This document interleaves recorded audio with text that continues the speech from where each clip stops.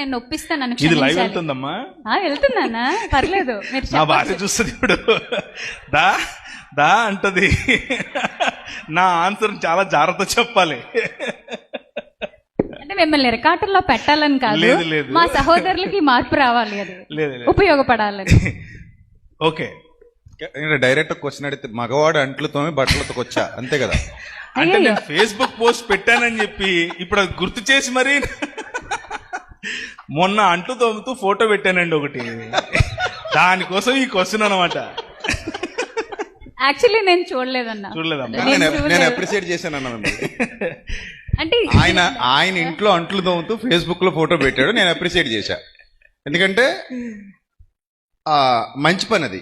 అది యాక్చువల్గా మీకు ఒక మాట గుర్చేయమంటారా, ఇక్కడ 80% మంది అదే చేస్తారు, ఫేస్బుక్ లో పెట్టరు, చెప్పరంతే. అంతే. మాకు మాకు మాకు తెలియని ఒక యుగో ఉంటది లోపల.